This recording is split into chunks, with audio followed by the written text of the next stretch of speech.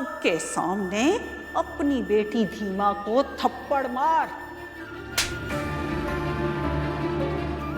वो जो ब्लॉक से कागज मिला था उस सामने जमीन पे रख, और अब मिट्टी के तेल का डिब्बा उड़ेल उ कागज पर।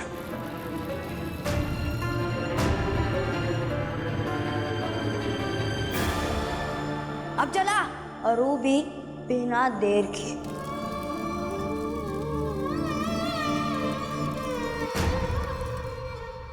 पवन, डॉली, जल्दी जल्दी नाश्ता खत्म करो, भीमा आती होगी। चलो खत्म करो जल्दी। पवन, डॉली, तुम्हारी अम्मा बहुत खराब है।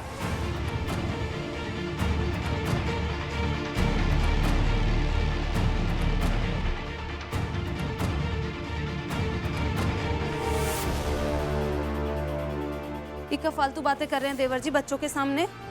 बताइए तो कैसे खराब है हम? आप खराब माँ हैं? बहुत खराब है, या यूं कहूं सबसे खराब है। चाचा आप ना शांत रहिए, हमारी अम्मा बहुत अच्छी है। हाँ चाचा, हमारी अम्मा बहुत अच्छी हैं। लेकिन पवन, हमारे पास सारे सबूत हैं जिससे हम ये साबित कर देंगे कि तुम्हारी अम्मा तुम लोगों के लिए अच्छी माँ नहीं है। ठीक है बात हुई। पवन के पापा सुनिए तो। माँ जी। अरे क्या हुआ, क्या बात है? माँ जी देखिए ना, ये फालतू बातें कर रहे हैं। ये कह रहे हैं कि हम खराब माँ हैं। जरा बताओ तो इनकी फालतू बातों का मेरे मासूम बच्चों पर क्या असर पड़ेगा?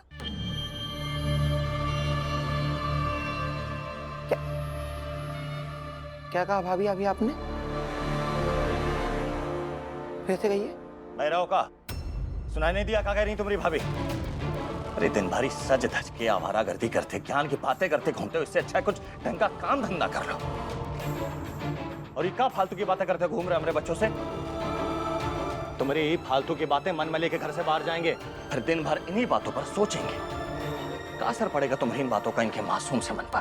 कह रहे नहीं है भैया, हम सब सुना हमने, बस ये समझ नहीं पा रहे हैं कि आप। विशंभर, तुम ये फालतू की बातें बच्चों से तो नहीं किया करो ना।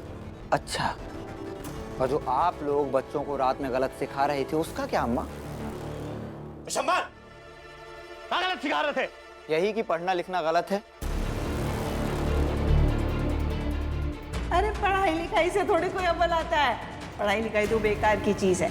अब देखो विद्यालय जाते हो तो जाओ, ज्यादा चिंता फिक्र लगा के पढ़ाई करने की जरूरत नहीं है।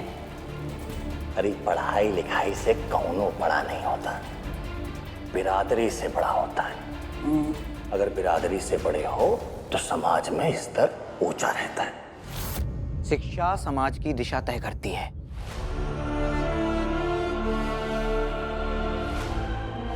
डॉली, पवन, पढ़ाई लिखाई बुरी चीज नहीं है, बल्कि सबसे अच्छी चीज है। भाभी, आप हमसे कह रही थी ना कि हमारे पास क्या सबूत है कि हम आपको एक बुरी माँ कह रहे हैं। तो आप लोगों के पास क्या सबूत है कि पढ़ाई लिखाई बुरी चीज है? इसलिए भैया, मेरी बातों का नहीं बल्कि आप लोगों की निराधार फिजूल बातों का बच्चों के दिमाग पर क्या असर पड़ेगा, ये सोचिए। क्या सोच लेकर ये बच्चे इस घर से जाएंगे, क्या सोचेंगे दिन भर, और क्या सोच लेकर आएंगे?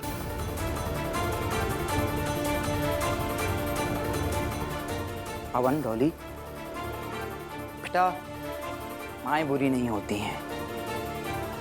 हमने तो बस यूं ही सिखाने के लिए, समझाने के लिए तुम लोगों को बोला था कि तुम्हारी माँ तुम्हारे लिए बुरी है।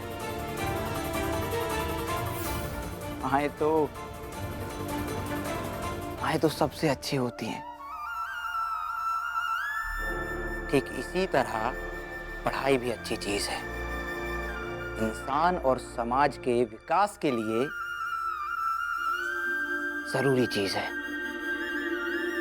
तुम्हारी बातें सुन के तो हमें यकीन हो गया कि पढ़ाई बहुत बुरी चीज है। क्या है कि तुम भी पढ़े लिखे हो ना, और कैसी बातें करते हो। मालिक पवन जी, मालकिन डॉली जी, स्कूल चलिए, हम आ गए।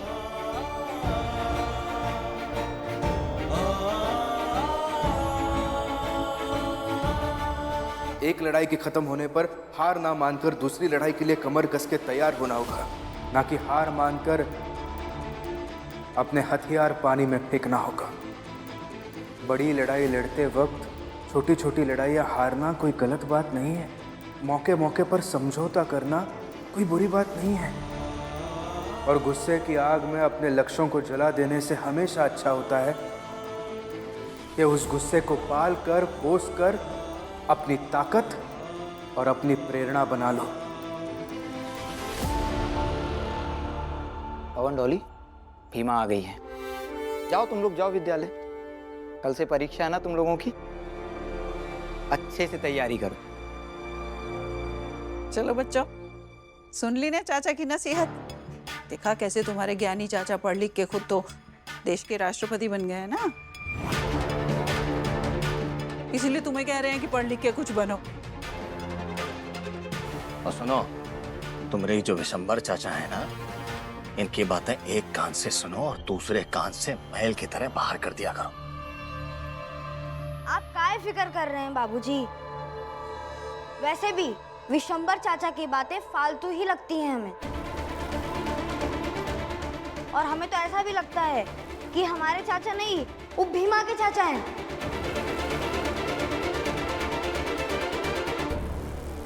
अम्मा, ये बात सच है कि पढ़ लिख कर हम राष्ट्रपति नहीं बने, पर ये बात भी उतनी ही सच है कि बिना पढ़े लिखे कोई राष्ट्रपति नहीं बनता है।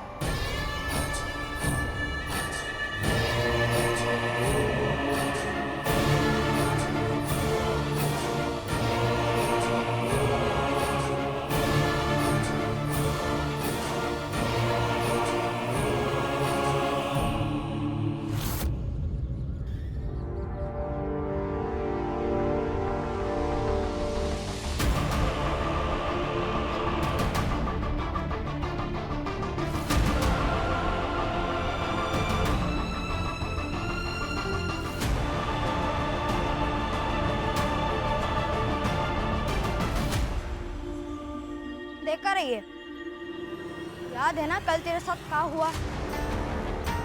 अपनी माई से बेवजह तमाचा खाई थी, वो भी एक बार नहीं, दो बार।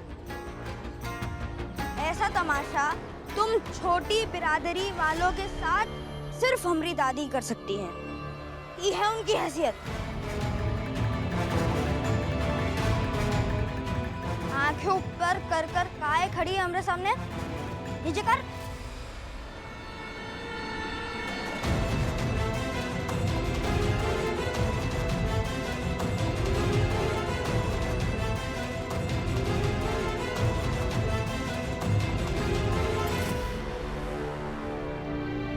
बाबा साहब, हमें आपकी सीख याद है। कुछ लड़ाई तो बस हम मुस्कुराकर जीतेंगे, और कुछ लड़ाई तो हम हमारी होशियारी और बुद्धि बल के भरोसे जीतेंगे।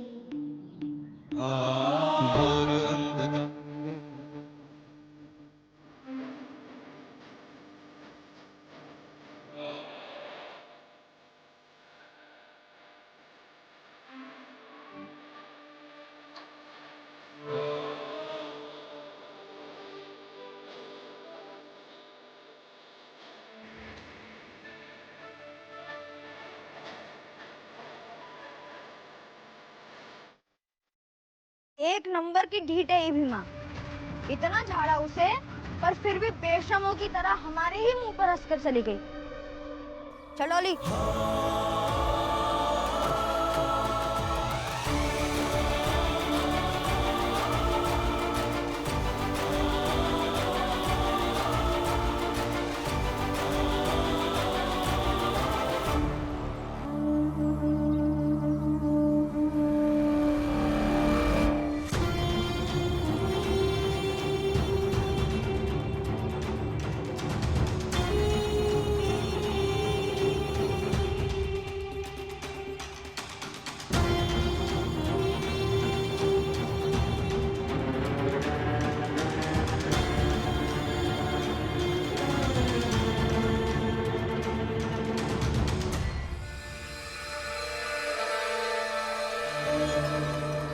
तो बच्चों, कल से आप सबकी परीक्षा है। परीक्षा 2 दिन तक चलेगी और उसके बाद खेलकूद। आज आपकी पढ़ाई कक्षा में नहीं होगी। आप सब यहीं पर बैठिए और जो जो सवाल समझ में नहीं आते हैं उनके जवाब अपने शिक्षकों से पूछिए। जी गुरुजी। और भीमा, अगर परीक्षा में फेल तो आगे नहीं बढ़ने देंगे। फिर चाहे डीएम से लेकर बाबा साहब को भी लेकर आ जाओगी ना, तो ये हमारा वादा है, आगे बढ़ने नहीं देंगे।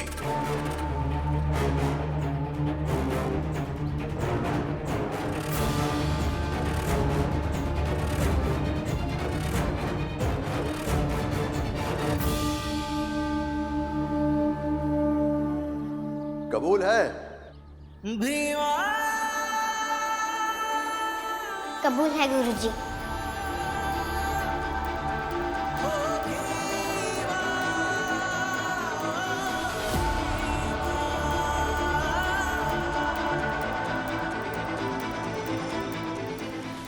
चलो बच्चों, शुरू हो जाओ। जो हो असीमित अथाह तू, ऐसा विराट आसमान बन,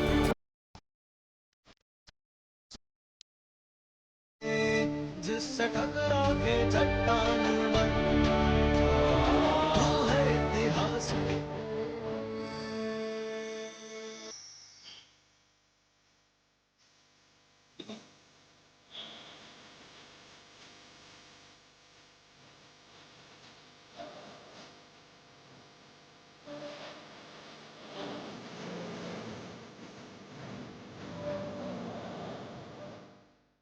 सुनिए, जी कहिए। जी थोड़ा सा तेल दे दीजिए। वो हमारे इधर राशन वाला तेल नहीं दे रहा है। हम नहीं दे सकते। हमको भी तो कलिका सिंह और कैलासा बुआ से डर है ना। आप दूसरा घर देख लीजिए। थोड़ा सा दे दीजिए। नहीं नहीं, हमें माफ कर दीजिए, हम नहीं दे सकते। आप जाइए।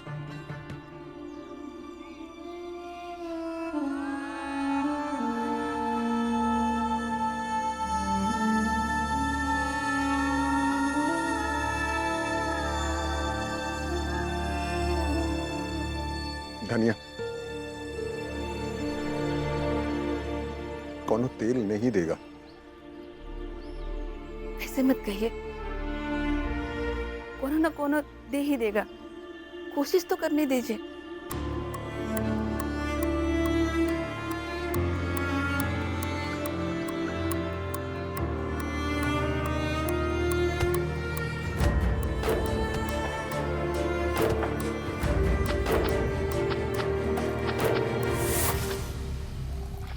मौसी, थोड़ा सा तेल दे दीजिए।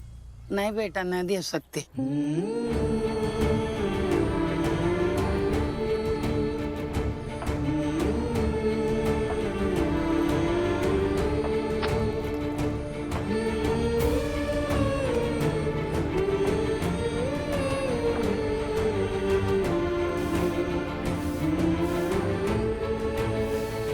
धनिया,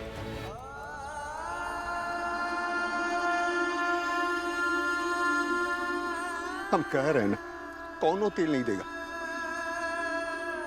तो हमारी बात मान और घर चल। ऐसे कैसे लौट जाए? कल से भीमा की परीक्षा है और परीक्षा में अच्छे अंक आने के लिए उनको पढ़ना होगा। और वो रात के अंधेरे में कैसे पढ़ेगी? धनिया, बात को समझ। अरे कैलासा बुआ जी ने मना किया है, तो डर के मारे कौनो तेल काहे देगा? ये जिद छोड़ और घर चल। नहीं, कहीं ना कहीं से तो तेल लेकर ही आएंगे।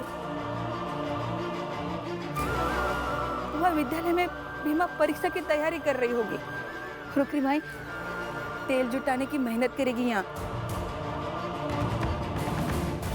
कहे कि ये पढ़ाई की लड़ाई ये माँ बेटी की जोड़ी ने लड़ी थी, तो ये पढ़ाई की हर लड़ाई माँ बेटी की है, भीमा और धनिया की है।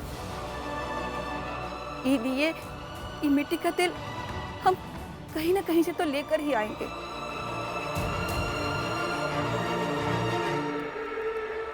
एक बार कोशिश तो करने दीजिए।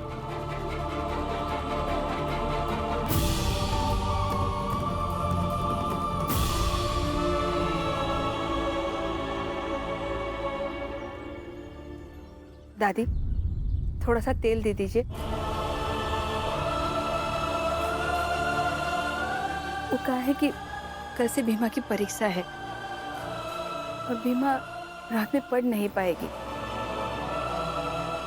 कहा है कि घर में रोशनी करने के लिए एक बूंद भी तेल नहीं है। अगर आप थोड़ा सा तेल दे देंगे तो बड़ी कृपा होगी।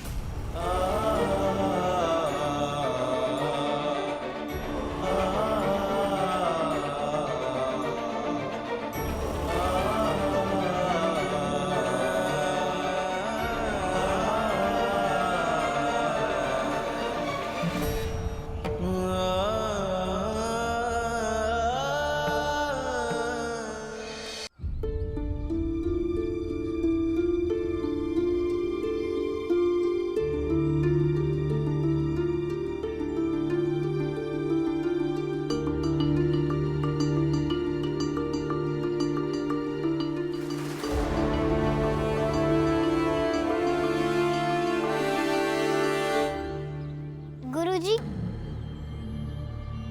हमें गणित का सवाल समझ नहीं आ रहा है। तुम अपने सभी विषय के सवालों को इकट्ठा करो और उनको एक साथ पूछो, समझ गई?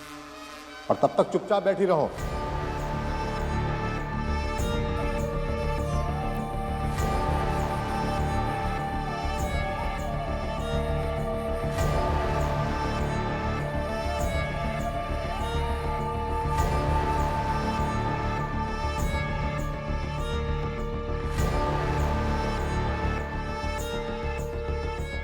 मास्टर साहिब, एक गणित का सवाल है जो हमें समझ नहीं आ रहा, क्या करें?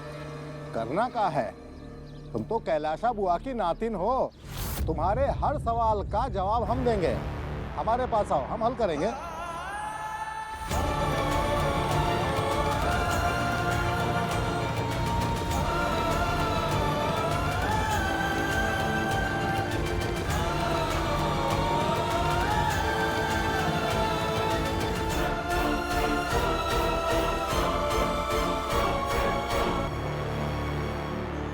पाँच और 3 8, 4 और 2 6।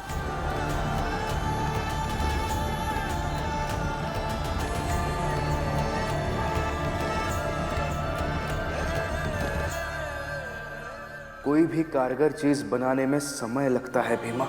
बड़ी मंजिलें रास्तों में अक्सर बहुत दूर मिलती हैं, लेकिन वहां तक पहुंचने से पहले कई सारी परीक्षाएं देनी पड़ती है, लेकिन उन सब से उत्तीर्ण होकर गुजरना पड़ता है। सवाल इकट्ठा पूछ लेंगे।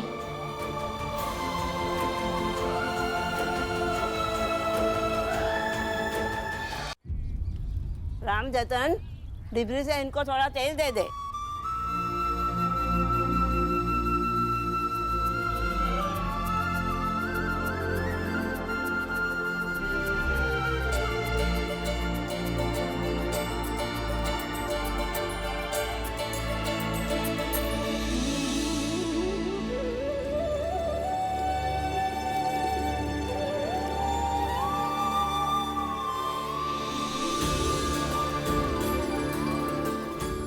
बहुत बहुत धन्यवाद दादी, आपका ये उपकार कबो नहीं भूलेंगे।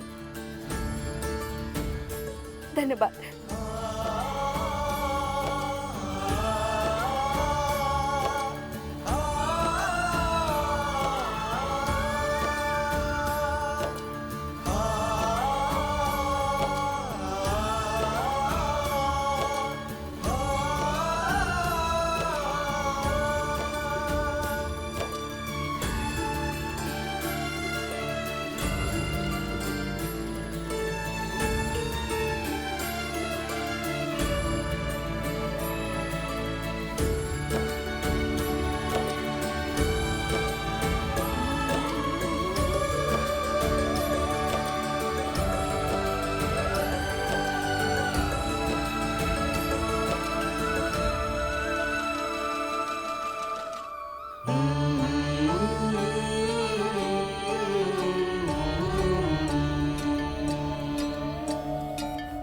पहली परीक्षा है हमारी, अच्छी जाएगी तो सबको विश्वास हो जाएगा कि हमारी बिरादरी के लोग भी पास कर सकते हैं।